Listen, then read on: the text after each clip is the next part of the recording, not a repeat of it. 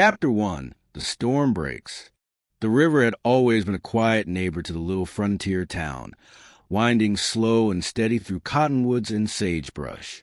But that night, under a sky split with lightning, it turned into a beast.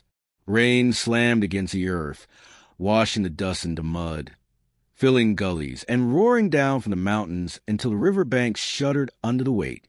Clara held her baby boy tight against her chest as the floodwater licked closer to her porch. Her lantern swung wildly in the wind, casting trembling shadows across the walls of the small cabin she'd held together since her husband's death. Each crash of thunder rattled her bones. "Just hold on, little one," she whispered, rocking him. Her fingers shook as she tried to decide, stay inside and risk being trapped or run to higher ground. Then the river surged over the bank like a runaway herd. A wave of brown water struck the fence, snapping with like matchsticks.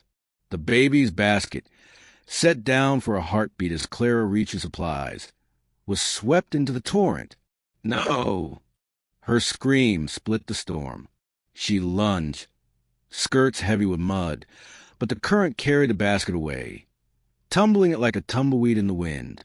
A horse's hooves pounded through the downpour. Out of the chaos emerged a rider, tall in the saddle, rain streaming off the brim of his hat. He didn't hesitate. With a hard yank on the reins, he threw himself and the horse straight into the boiling river. Clara stumbled to the edge, heart clawing at her ribs as she saw the stranger dive beneath the waves. The water was merciless, pulling at everything it touched. For a breathless eternity, she saw nothing but the churn of mud and foam. Then he rose, gasping, one arm clutching the basket high above the water. "Over here," Clara cried, wading knee-deep despite the drag of her skirts. Her hands reached, desperate, as the man fought his way toward shore. The storm lit his face in a flash of lightning.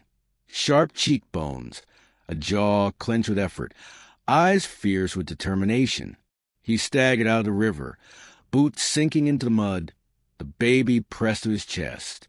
Clara snatched her child, tears mixing with the rain as she checked his tiny breath.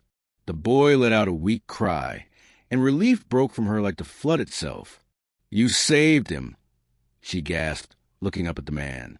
He tipped his hat, rain pouring down his face, chest heaving from the fight against the river. Didn't reckon on letting the storm take more than it already has. Their gazes held, hers wide with gratitude, his shadowed by a weight she couldn't name. Around them, the river raged on, fences splintered, coyotes howled somewhere in the distance. But in that moment, with her baby alive in her arms and this stranger standing before her, Clara felt something stir beneath the fear, something dangerous. Something that might last beyond the storm. Chapter 2. A Stranger's Arms.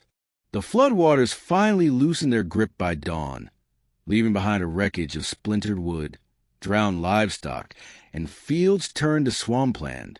Clara moved through the mud like a ghost, her baby boy bundled close to her heart. Every step felt heavier than the last. Yet when she closed her eyes, she still saw him, the stranger who had torn through the storm to bring her child back. By evening, the town was alive again. Lanterns glowed behind crooked saloon windows. Laughter rolled out with the smell of whiskey and tobacco smoke, and boots shuffled across the creaking wooden floors. The storm had passed, but the saloon remained the heartbeat of every man and woman trying to forget what it had taken. Clara entered hesitantly, her baby safe with the widow down the street for an hour's care. She'd come not for whiskey or for cards, but for answers. She wanted to see him again, the man who had saved her son's life. He was there, leaning against the bar with his hat tilted low, spurs clinking softly when he shifted his weight. He didn't belong to the crowd. While others roared over poker hands and fiddle music, he stood apart, a shadow carved from the wilderness itself. "That's Luke Tanner," a ranch hand muttered nearby, loud enough for Clara to catch. "Drifts in and out, Folks say he's got ghosts on his trail. Clara steadied her breath and stepped closer. The boards creaked under her boots, drawing his eyes. They were a startling gray, storm-colored, the kind that'd seen too much but still burned with life. You! Her voice trembled, but she lifted her chin. You saved my boy. I never asked your name. He straightened, gaze softening just enough to ease a steel edge in his jaw. Name's Luke. His voice was rough, low, like gravel under wagon wheels. And you're Clara, widow of John Weller. Whole town knows your story. Her chest tightened at the reminder, but she held steady. I owe you more than I can ever repay. Luke tipped his hat, shaking his head. Don't owe me a damn thing. Just did what needed doing, but she could see it. The way his hand clenched around his glass, the way his shoulders never fully relaxed even among laughter and fiddle strings. He was a man on the run from something, though he carried himself like he'd accepted the burden long ago. You could have ridden past, she said softly, almost to herself. He met her gaze, and for the first time, something raw flickered there. Could have, didn't. The fiddle swelled, boots stomped in rhythm, and a woman's laugh rang sharp as breaking glass. Yet Clara and Luke stood still in the middle of it all, caught in a silence that hummed louder than the music. Something in her whispered that this man wasn't just passing through her life. He had stepped into it like he had into the river, without hesitation, without promise, but with a strength she could not forget. Chapter 3. A Ranch on the Edge. The morning sun rose pale and weary over the valley, its light breaking through a haze of dust and river mist. Clara stood on what had once been her fence line, skirts heavy with dried mud, her son balanced on her hip. The flood had stripped the land bare. Timber scattered across the prairie. Chicken coops smashed to kindling. Half the barn roof peeled away like paper. Her late husband's sweat and years of labor had been carried off in a single night. The boy whimpered. Clara hushed him, but inside she trembled. Alone, she could patch what she could, but she knew the truth. The ranch was slipping from her grasp. A low whistle carried on the wind. She turned to see Luke Tanner riding slow across the churned earth, his horse's hooves kicking up wet clods. He swung down in one easy motion, his boots sinking into the mud. Looks bad, he said, voice steady but not unkind. His gray eyes swept over the ruin with a soldier's measuring gaze. Clara lifted her chin. I'll manage. Luke studied her a long moment, as if weighing her pride against the sagging barn and broken fences. Then he tugged off his gloves and flexed his callous hands. Not if you plan on doing it alone. I didn't ask, she began. Didn't need to. He walked past her, stooping to haul a splintered beam upright with the ease of a man used to back-breaking work. A place like this deserves another chance. Same as a person. Clara's breath caught, not at his words, but at the way he moved. Confident, sure, unafraid of the wreckage. For weeks, she had carried the weight of fear and exhaustion by herself. Now, with this drifter's presence, the burden shifted just slightly. By midday, Luke had set post back into the earth, sweat glistening at his temples. Clara worked alongside him. Sleeves rolled, her hands blistering but determined. They spoke little. The silence filled by the rhythm of hammering nails, the creak of wood, the distant cry of coyotes across the prairie. Finally, when the sun dipped low, Clara brought out a jug of water. She handed it to him, their fingers brushing. A spark ran through her hand, as startling as the first strike of lightning before a storm. Luke drank deep, then met her gaze. Something lingered in his eyes, something wounded, shadowed, but alive. You keep working like this, he said softly. You'll have the place stand again in no time. She swallowed hard. Her heart caught between gratitude and the dangerous warmth his nearness stirred. And when it's done, you'll be gone again. His jaw tightened. He looked toward the horizon. where the sunset bled red across the open sky. That's the way it usually goes. But the hesitation in his voice told her he wasn't as sure as he pretended. And for the first time, Clara wondered if she had the strength to ask him to stay. Chapter 4, Shadows at Sundown. The desert evening bled gold and crimson across the horizon, the kind of sunset that promised peace to most. But peace was a stranger to Luke Tanner. He felt the weight of it as soon as he stepped into the saloon, the way the room's laughter thinned, the way eyes followed him too long before sliding away. Shadows stretched longer at sundown, and tonight they carried his past with them. Clara had come into town with him for supplies, her baby left in the care of a neighbor. She lingered near the door, her shawl wrapped tight, as Luke moved toward the bar. She'd seen the whispers before, but tonight they had teeth. A poker game in the corner grew tense. Cards slapped down harder than needed. 3 men rose from the table, all dust-stained coats and hard eyes. Clara felt a shift in the air, the sudden stillness of a saloon waiting for trouble. "Well, I'll be," one of them drawled, stepping closer. "Luke Tanner. Didn't think you had the guts to ride back into these parts." Luke turned slowly, his stance calm, his hand resting loose at his side. "Didn't reckon I'd see you either, Dempsey." The name was a gunshot in the room. Chairs scraped as men shifted, giving space.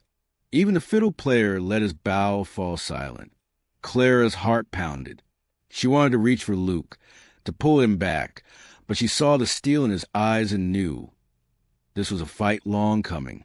Dempsey spat on the floor. "You cost us good money, and you left one of ours dead in the dust.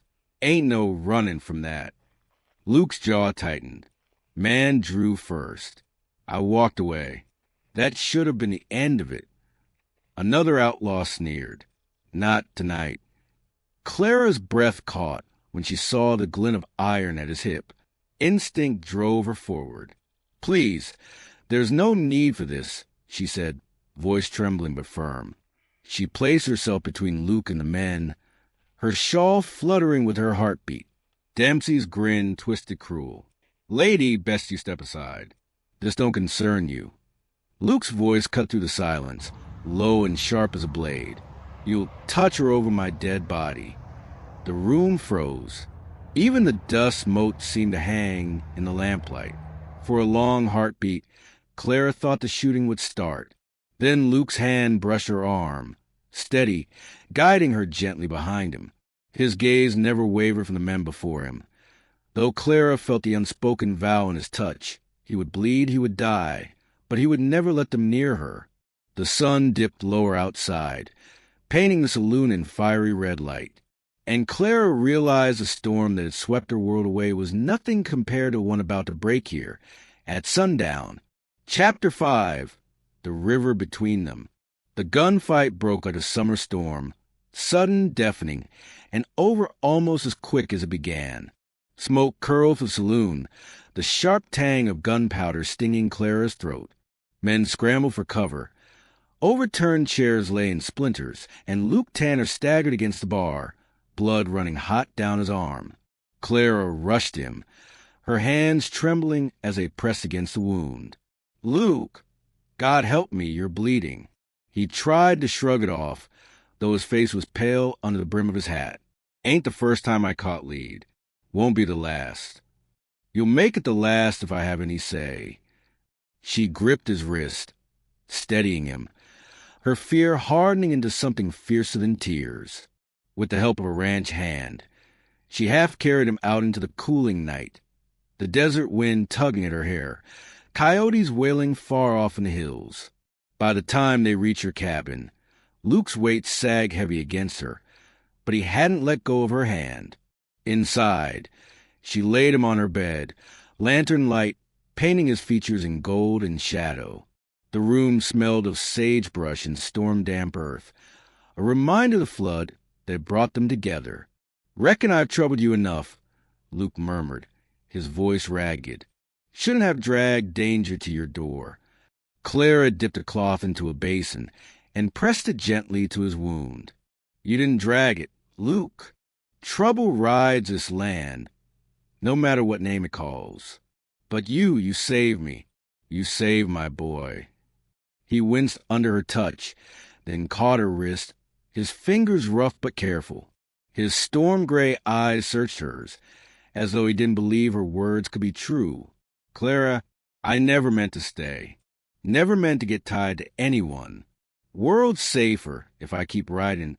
She swallowed hard, tears pricking her eyes, though she refused to let them fall. And what of me? What of my son, who'll grow up knowing the man who dove into a river for him, who bled to keep his mother safe? For a long moment, silence filled the cabin, broken only by the crackle of the lantern flame. Then Luke's grip softened. His thumb brushed the back of her hand with a tenderness that shook her more than any gunfight. I never planned on this, he admitted, his voice barely above a whisper. But when I saw you standing there tonight, deafy men who'd kill without blinking, Clara, I realize I can't ride away.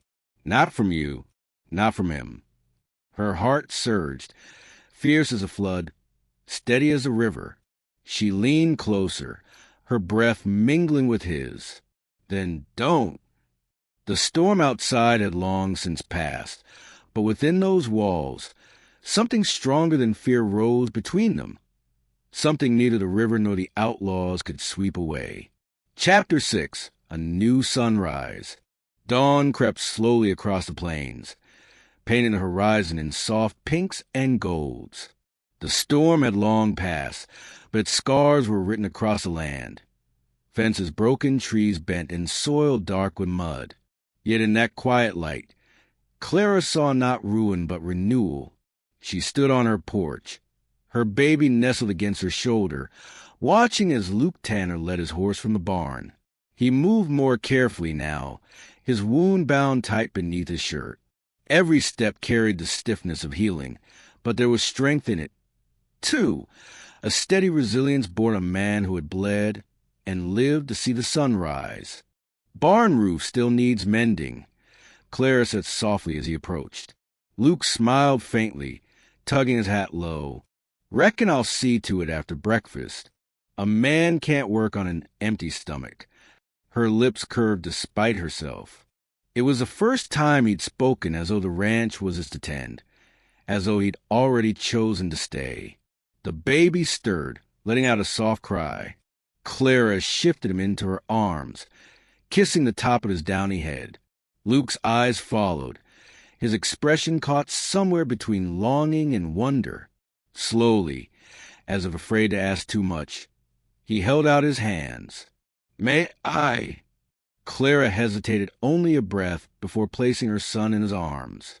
The big cowboy cradled the child with surprising gentleness, his calloused fingers careful, his broad chest rising and falling in rhythm with the baby's small breaths. The boy blinked up at him, wide-eyed, before settling against Luke as though he belonged there. Luke's throat worked. Didn't think I'd ever hold something this small. Never thought I'd be trusted with something this pure. Clara touched his arm, her voice trembling with the weight of truth. I trust you, Luke. With him. With me. With everything. His storm-gray eyes lifted to hers, and in them she saw the battle he'd been fighting, between the restless drifter who lived by the gun and the man who longed for roots, for a home. Slowly he nodded. I've been riding from one place to the next so long, I near forgot what it means to stop, he said. But when I pulled your boy out of that river, I reckon I found more than I ever knew I was looking for. The morning sun spilled across the porch, warm on their faces, gilding the land with promise. Clara reached for his hand, their fingers twining. Luke bent his head, pressing a kiss to her lips. Soft at first, then fierce with the certainty of a man who had finally chosen his place in the world. When he drew back, his voice was rough but steady. I didn't just save your boy, Clara. I found my home. And as the prairie stretched endless before them, with coyotes crying faint in the distance and the river glinting like silver under the rising sun, Clara knew that no flood, no gunfight, no storm could ever take this away. The sun dipped low, setting the plains ablaze with gold and crimson. The wind carried the dry scent of sagebrush, and from the town below came the faint strains of a fiddle drifting from the saloon. Horses snorted softly in the corral, their silhouettes etched against the horizon like ghosts of the frontier. Clara stood on the porch of the rebuilt ranch house, her son toddling at her side. She looked out a land that had once been shattered by flood, now stitched back together with sweat, grit, and a kind of faith she'd thought she'd lost. Behind her, the boards creaked under Luke's boots. He stepped into the fading light, his hat in his hand, gray eyes fixed not on the horizon but on her. For the first time, he looked like a man who wasn't running anymore. "I've ridden through more towns than I can name," he said quietly, voice rough with honesty. "Never thought I'd stop, but this—" His gaze swept over the ranch, the child, and finally Clara's face. "This is where I belong. If you'll have me—" Clara's breath caught, her heart swelling as she reached for his hand. "You dove into a river for us. Luke, do you really think I'd ever let you ride away?" He pulled her close, the sunset painting them in firelight. She leaned into him, the child's laughter rising like a promise against the wind. And as the last rays of daylight vanished, Luke whispered the words that would carry through every storm to come. "Home ain't a place, Clara. It's you.